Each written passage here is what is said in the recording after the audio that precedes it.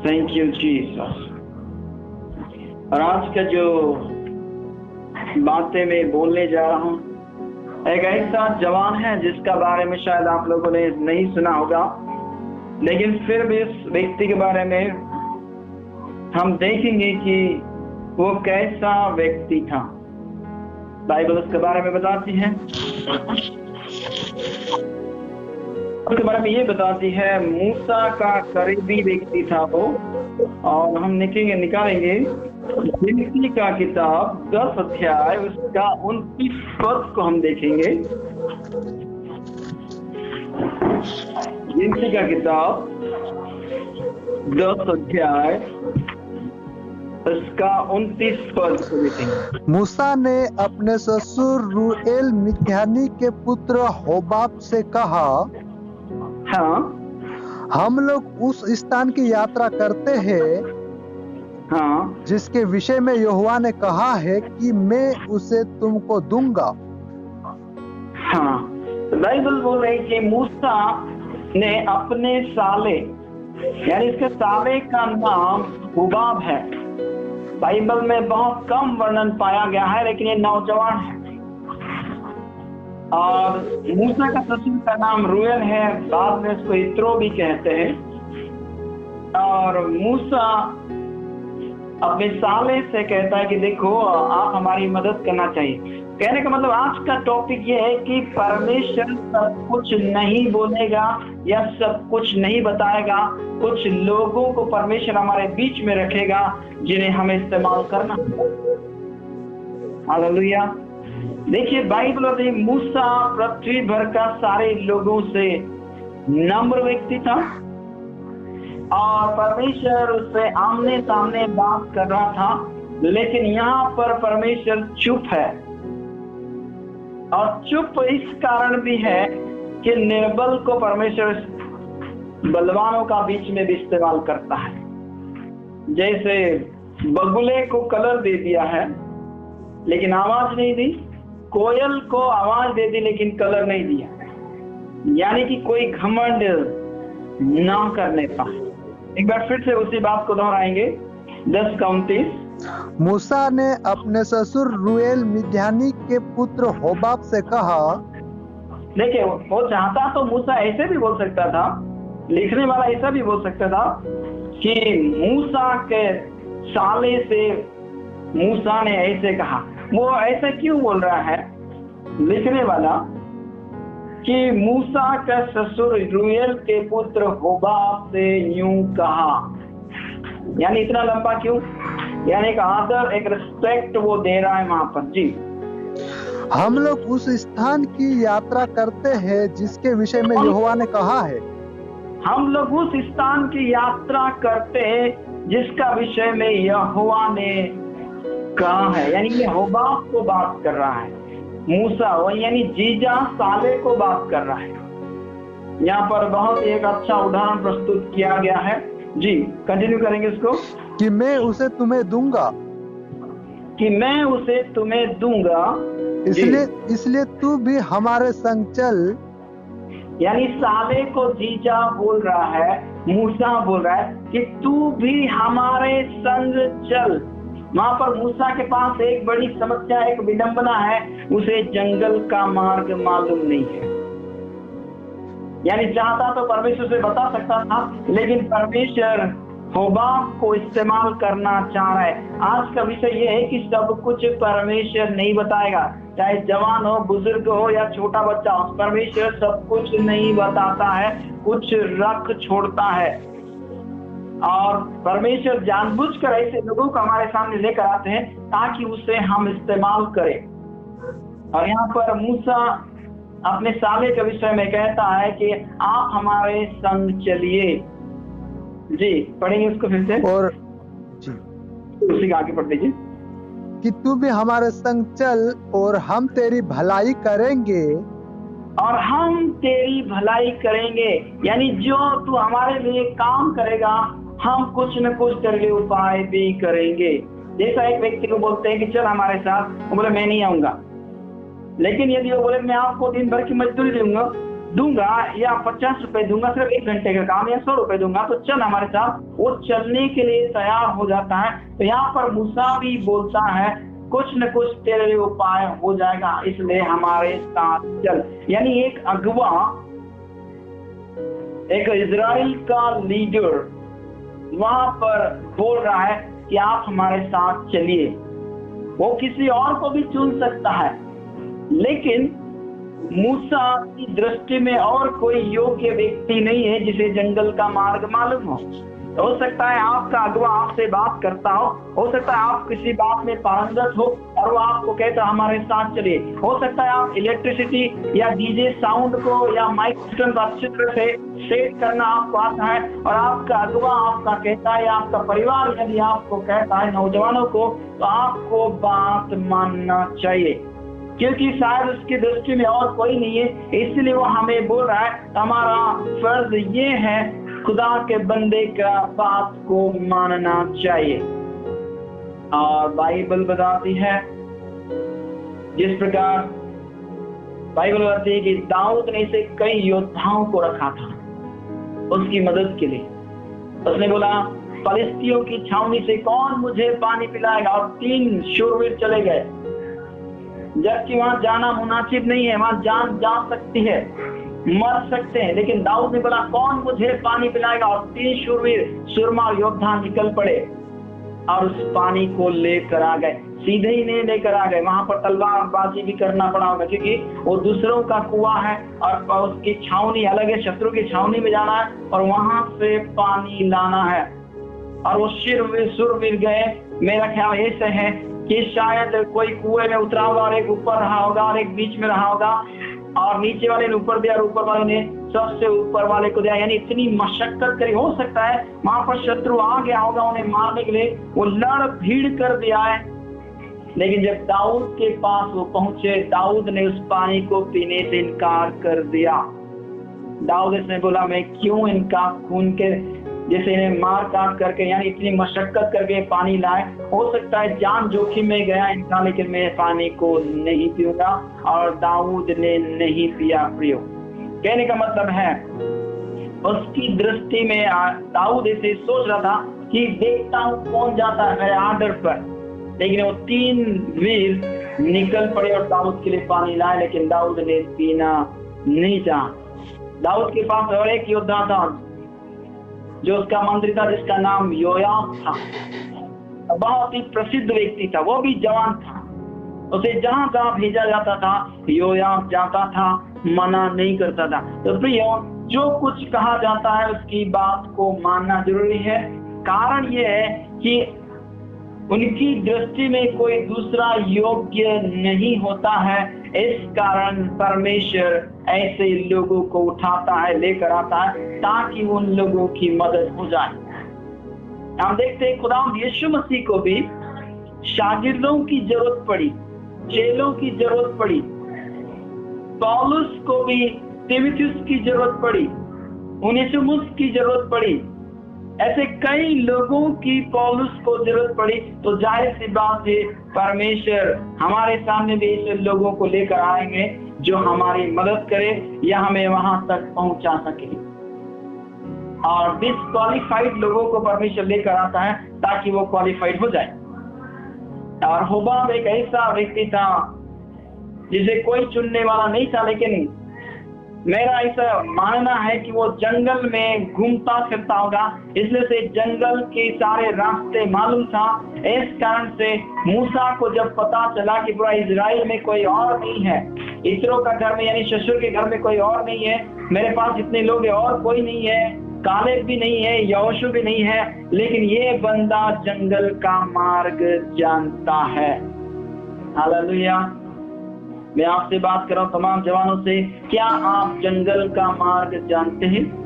क्योंकि जंगल में बड़े बड़े जानवर भी होते हैं, जंगल में जंगली पशु भी होते हैं, जंगल में कुछ ऐसे पेड़ होते हैं कि यदि उसमें पैर रख दिया तो आधा घंटा के लिए हमारा दिमाग चक्कर खा जाएगा, हम कहाँ जा रहे थे हम ये भूल जाएंगे। ऐसी बेलें चारों तरफ फैली रहती है, अगर उसमें कदम रख दिया तो हम भूल जाएंगे कि हमको जाना कहाँ है। और जंगल में ऐसे पेड़ भी पाए जाते हैं जो मनुष्य का खून चूस लेते हैं। अगर गाय का पूंछ चलते चलते उस पेड़ के पास चली गई और अगर पूंछ लग गई तो वो पेड़ उसे छोड़ता नहीं और उसका शरीर का सारा खून पी जाता है और उस जानवर को मरा हुआ छोड़ देता है। इसलिए मूसा को मालूम है, होबाब को अच्छा तजुर्बा है, इसलिए इसको ही मैं बोलता हूँ। हालेलुया। तो यहाँ पर बाइबल आपको मुझे ये दर्शा रही है कि जिस प्रकार मूसा ने उसे इस्तेमाल किया, लेकिन बाइबल क्या बताती है इसके बारे में हम देखेंगे। 30 पद भी देखेंगे। होबाब ने उसे उत्तर दिया, हाँ, मूसा ने जब बात किया कि हमारे साथ चल, हम तेरी भलाई करेंगे, लेकिन वो उत्तर देता है, मैं नहीं जाऊंगा, मैं नहीं जाऊंगा। जी, मैं अपने देश और कुटुंबियों में लौट जाऊंगा, मैं अपने देश और कुटुंबियों में लौट जाऊंगा। इसका मतलब है कि जंगल का मार्ग शुरू होने वाला है और ये दूसरी जगहों में इसलिए बोल रहा है कि मैं तेरे साथ, तेरे लोगों के साथ नहीं जाऊंगा, लेकिन मैं अपने कुटुंबियों में, अपने देश में लौट जाऊंगा। कई बार हो सकता है आपके अगुवे गाँव में आपको कुछ काम बताएगा नौजवानों को, लेकिन आपने और हमने कई बार मना कर दिया होगा कि हम नहीं करेंगे, हम नहीं ऐसा करेंगे। कई बार हमने बोला होगा प्रियो, लेकिन याद रखें, हम मना ना करें, हम ऐसा ना करें, क्योंकि परमेश्वर का वचन बताता है, वहां पर मूसा एक इतना बड़ा लीडर होने के बावजूद बाइबल कहती है कि मूसा ने उसे कहा कि आपको हमारे साथ चलना है, बोले मैं तुम्हारे साथ नहीं जाऊंगा। कई बार प्रियो हमने आनाकानी की होगी, कई जवानों ने आनाकानी करी होगी कि हम तुम्हारे साथ नहीं जाएंगे, हम तुम्हारी बात नहीं मानेंगे। हो सकता है कई लोगों को अच्छा आराधना आता होगा और किसी ने कहा हमारे साथ चलिए, हमारे घर में वहां पर आराधना कीजिए, लेकिन कई लोगों ने मना करते हुए हम आराधना नहीं करेंगे, हम तुम्हारे साथ नहीं जाएंगे। कई बार मना कर दिया होगा प्रियो, लेकिन ये अच्छी बात नहीं है। वो बंदा इसलिए बोला कि उसको बहुत ही आवश्यकता, उसे बहुत ही जरूरत है। खुदा यीशु मसीह सारी दुनिया का मालिक होने के बावजूद उसे भी मनुष्यों की, उसे भी चेलों की जरूरत पड़ी। तो आप और मैं फुल मनुष्य हैं, हमें कितने लोगों की जरूरत पड़ती है, लेकिन ये बोलता है मैं नहीं जाऊंगा। तब मूसा क्या कहता है उस बात को भी हम देखेंगे। फिर मूसा ने कहा, हाँ हमको न छोड़, जी, हमको न छोड़, क्योंकि हमें ना छोड़ जी, क्योंकि हमें जंगल में कहाँ कहाँ डेरा खड़ा करना चाहिए यह तुझे ही मालूम है। हाँ, वो बोला हमको मत छोड़, तू बोला है कि मैं नहीं जाऊंगा और मैं अपने कुटुंबियों के पास अपने देश में लौट जाऊंगा। तब मूसा ने बोला हमको ना छोड़, क्योंकि जंगल में कहाँ कहाँ डेरा खड़ा करना है केवल तुझे मालूम है। इसका मतलब वो जंगल से पूरा वाकिफ है। तमाम नौजवानों में आपसे बात करना, होबाब को पूरा जंगल का रास्ता मालूम था, लेकिन कभी जंगल में वो फंसा नहीं। संसार एक जंगल है जिसमें आपको मुझे रास्ते जरूर मालूम होना चाहिए, लेकिन उसमें फंसना नहीं चाहिए। तमाम जवान लोग जंगल में जाते हैं और फंस जाते हैं, पता नहीं चलता है। कुछ पेड़ ऐसे भी होते हैं जो मनुष्य को जब पैर रखा तो वो पीछे रहते हैं, लेकिन उसको उसके अंदर कर लेते हैं। कलश पादप के समान एक पौधा होता है, जब तितली उसके अंदर घुसती उसका ढक्कन खुला रहता है, जैसे वो अंदर घुसती ढक्कन बंद हो जाता है, यानी वो मांसाहारी पौधा होता है। उसी प्रकार जंगल में से कई पेड़ होते हैं जो मांसाहारी थे और मनुष्य को भी खत्म कर डालते हैं। लेकिन मूसा ने बोला हमको मत छोड़, लेकिन कहाँ कहाँ डेरा खड़ा करना है तुझे ही मालूम है। और मूसा बोल रहा है, याद रखिए, होबाब उसको बहुत सारा, उसको तंबू कहाँ तानना है उसे मालूम है कि कहाँ पर हम तान सकते हैं, वहां पर जानवर नहीं आएंगे, विषैले जंतु नहीं आएंगे। और होबाब को मालूम था, इसलिए मूसा उससे विनती करा, प्लीज। चाहता तो वो परमेश्वर को बोल सकता है, परमेश्वर तू आमने सामने बात करता है, फिर मुझे जंगल का रास्ता क्यों नहीं बताता। लेकिन मैं आपसे कहना चाहता हूँ, हर बात परमेश्वर प्रकट नहीं करेगा।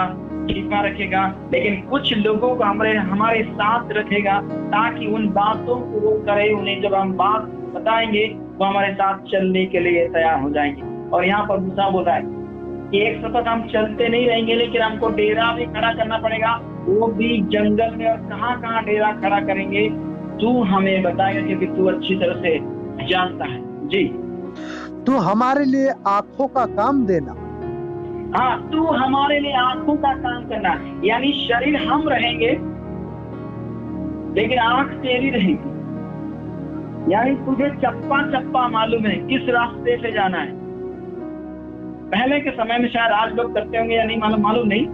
जब कोई रास्ता बनाता था, या तो कुल्हाड़ी से या तलवार से कुछ लोग या हाथों से उस रास्ते की टहनियों को तोड़ दिया करते थे, लटका दिया करते थे।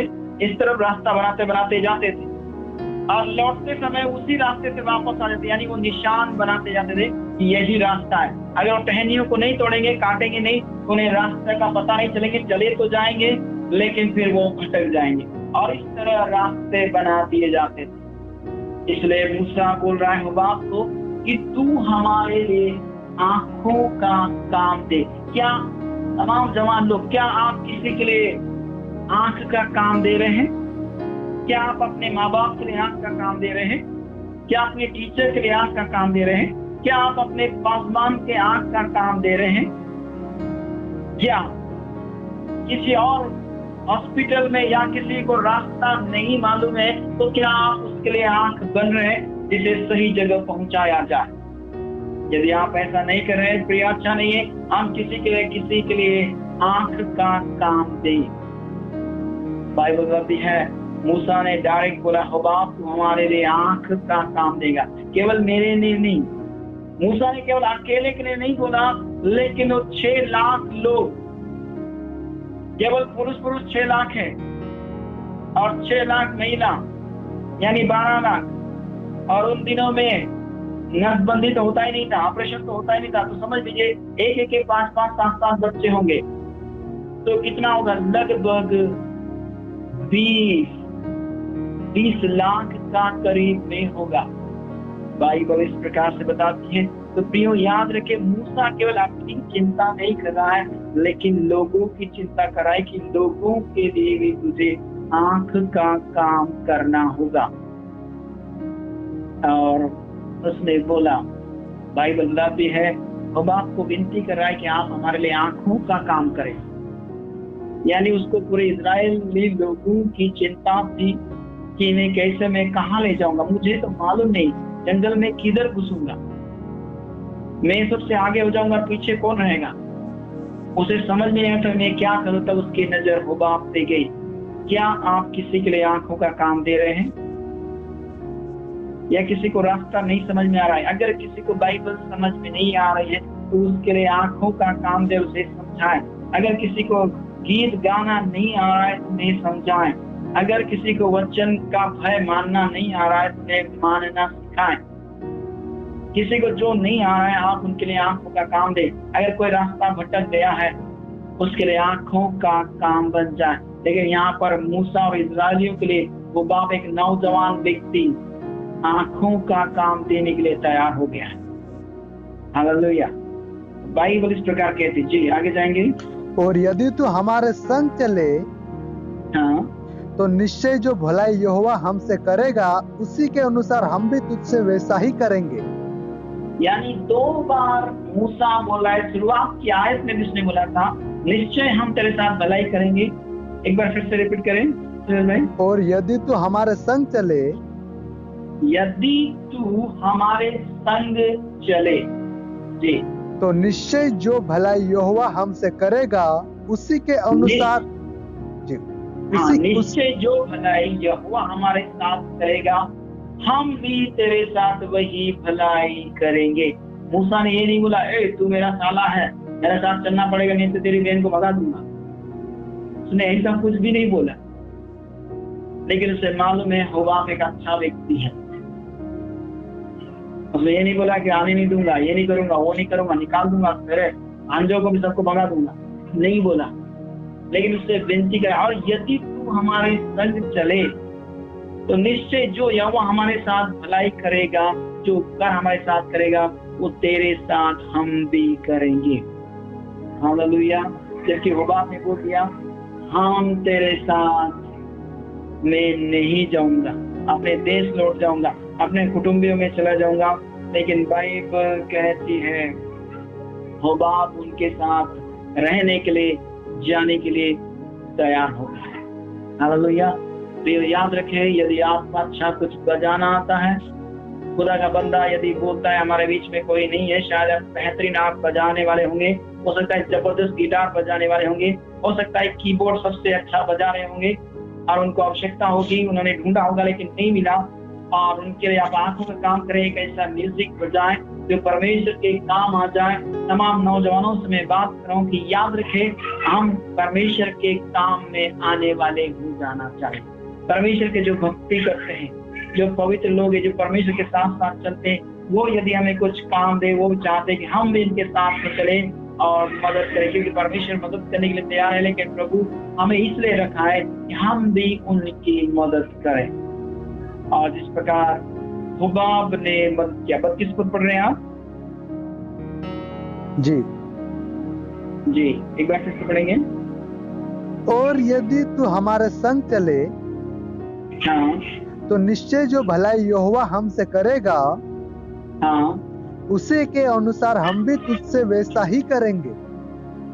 हाँ, बाइबल बोलती है हुबाब ने मूसा का बात मान लिया और वो जंगल में चलने लगा और इजरायलियों को और मूसा को अगुवाई करने लगा। जबकि मूसा प्रधान है, परमेश्वर का चुना हुआ है, लेकिन उसे सब मालूम है, लेकिन जंगल का रास्ता मालूम नहीं है। याद रखिए, कभी भी प्रियो ऐसा हो सकता है कि हमें सब कुछ नहीं मालूम होगा, ऐसे लोग मिलेंगे जिन्हें उस रास्ते को मालूम हो सकता है। कई जगहों में अच्छे होंगे, कई जगहों में हमें कुछ भी मालूम नहीं है। तो जिनको मालूम उन्हें साथ में रखना हमारे लिए बहुत ही अच्छा होगा।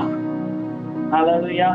जिस प्रकार शाऊल जानता था, जिस किसी योद्धा को देखता था उसे अपने कब्जे में नहीं बोले, अपने साथ में रखने के लिए तैयार हो जाता था। जैसे दाऊद को शाऊल ने रखा था, हम भी ऐसे लोगों को ले रखे जो परमेश्वर के काम में आने वाले हो जाए, एक पात्र बन जाए, एक चुना हुआ पात्र बन जाए। प्रिय, हम ऐसे लोगों को अपने पास में रखे जो मदद कर सके।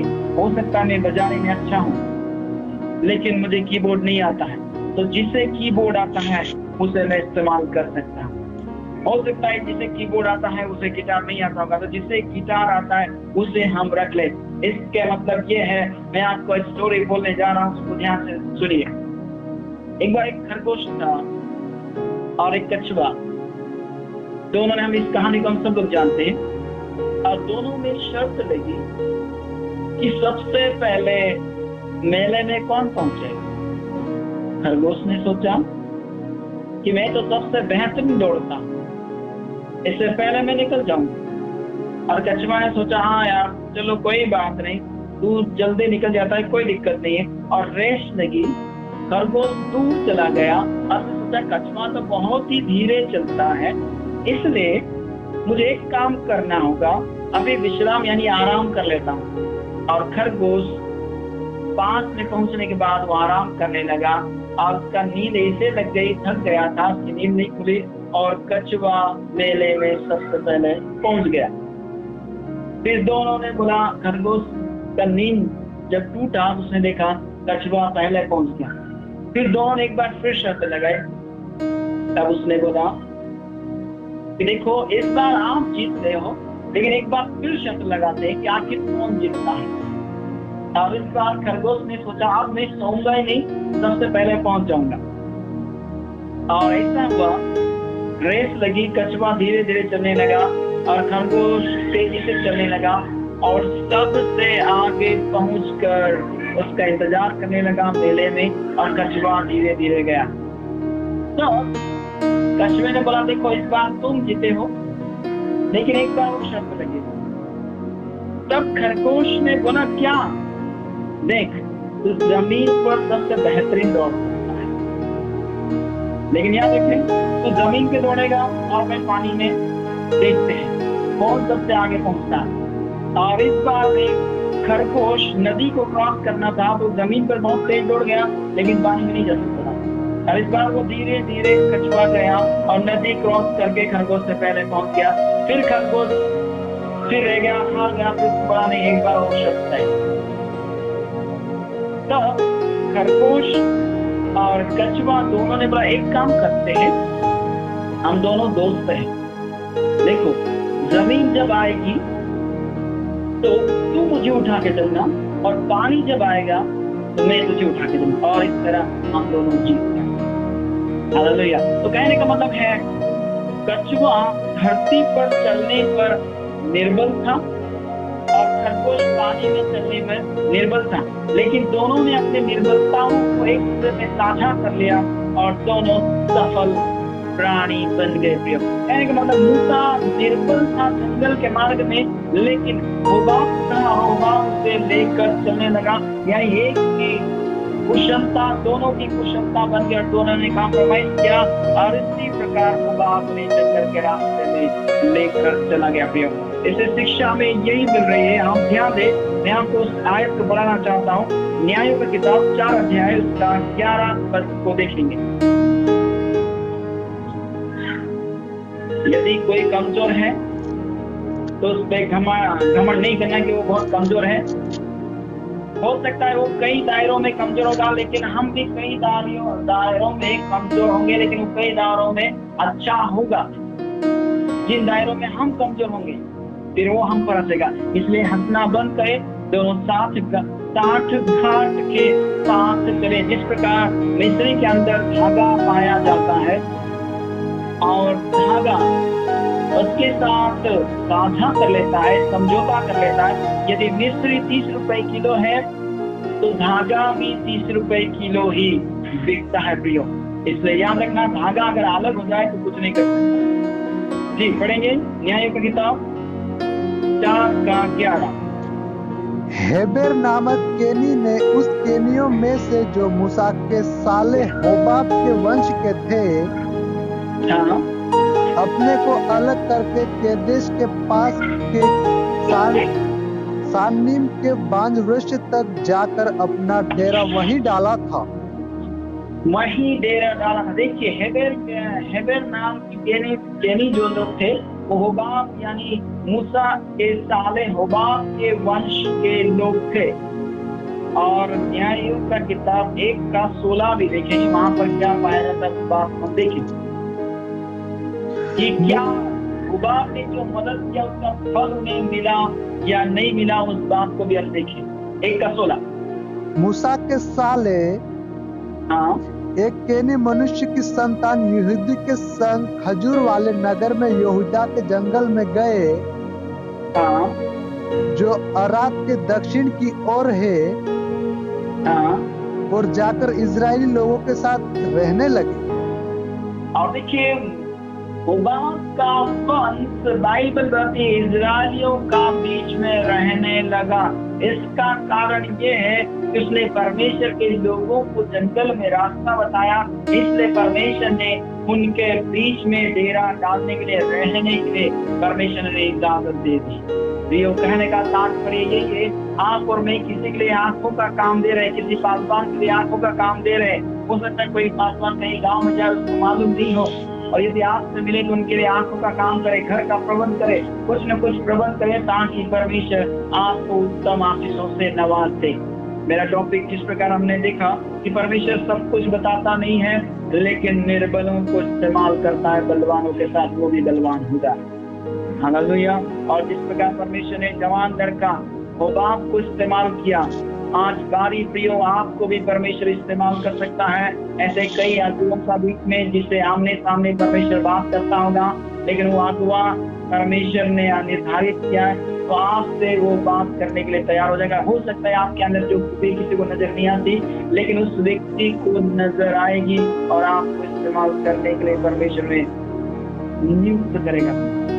इसलिए याद रखिए, जिस प्रकार होबाब का जिंदगी से देखा, उसका जिंदगी में ये था कि वो जंगल का सारा मार्ग जानता था, कहाँ पर डेरा डालना है वो जानता था, कहाँ पर जंगली जानवर है वो जानता था, कहाँ पर विषैले जानवर मिल जाएंगे उसे मालूम था, कहाँ पर सेफ जगह है उसे मालूम था ये संसार जंगल है। प्रियो नौजवान लोग ध्यान दीजिए, इस जंगल में हम समय बिता रहे हैं। आपको चप्पा चप्पा मालूम होना चाहिए, लेकिन बचाव का, उसमें फंसने का नहीं है। होबाब जैसे फंसा नहीं, लेकिन इजरायलियों को मूसा समेत निकाल कर आंखों का काम दिया और निकाल कर ले गया। उसी प्रकार आपको और मुझे से कई लोगों को निकालने में परमेश्वर सहायता करे, मदद करे, और हमें परमेश्वर ऐसी आंखें दे ताकि उनको हम रास्ता बताने वाले हो जाए। हालेलुया। आइए अपनी आंखों बंद करें, इसी के साथ परमेश्वर हमें आशीष और बरकत प्रदान करें। हम प्रार्थना ले जाए।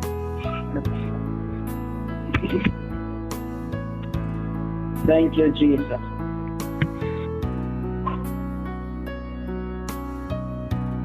सर्वशक्तिमान परमेश्वर पिता, हम आपको धन्यवाद देते हैं। आप तारीफ के योग्य हैं, महिमा के योग्य परमेश्वर पिता। प्यारे प्रभु राजा, हम आपको धन्यवाद देते हैं सुंदर संगति के लिए और आपके सामर्थ्य वचनों के लिए। प्रिय यीशु मसीह, प्यारे परमेश्वर पिता, हमारी प्रार्थना है राजा, इस देश का मूसा का सारा परमेश्वर पिता, मूसा को जब जंगल में से वो लेके गया तो वो उसने आंखों का काम किया। जैसे आंखों के बिना पूरा शरीर परमेश्वर पिता निर्बल होता है, लेकिन आंखें जहाँ पर रहती और जो कुछ देखती है उससे शरीर अनुभव करता है। हाँ परमेश्वर पिता, प्यारे प्रभु राजा, तो हम सब पर अनुग्रह कर, दया कर कि परमेश्वर पिता तेरे लोगों के लिए हम आंखों का काम करने वाले हो जाए। मान परमेश्वर पिता तू दया कर। बहुत सारे ऐसे लोग हैं परमेश्वर पिता जो संसार रूपी जंगल में भटके हुए हैं, बिछड़े हुए हैं, अनजान ही परमेश्वर पिता। उन लोगों तक पहुंचकर परमेश्वर पिता उनके लिए आंखों का काम देने वाले हो जाएं। महान यीशु मसीह, तेरा रात हर जगह नहीं जा पाता है, लेकिन परमेश्वर पिता कहीं ऐसे युवा लोग हैं जो युवा लोगों के मध्य में रहते हैं। कहीं ऐसे परमेश्वर पिता बुजुर्ग लोग हैं जो बुजुर्ग लोगों के मध्य में रहते हैं। कहीं ऐसे लोग हैं परमेश्वर पिता, प्यारे प्रभु राजा, जो अन्य जातियों के बीच में रहते हैं। प्रिय यीशु मसीह, ऐसे लोगों को तो इस्तेमाल कर परमेश्वर पिता, जो जंगल से परमेश्वर पिता जैसा प्यारे परमेश्वर पिता मूसा का साला उस जंगल से उस देश में ले जाने पाया जिस देश का यह परमेश्वर ने उन्हें वायदा किया था। आज के युग में भी परमेश्वर पिता संसार एक जंगल के रूप में है परमेश्वर पिता।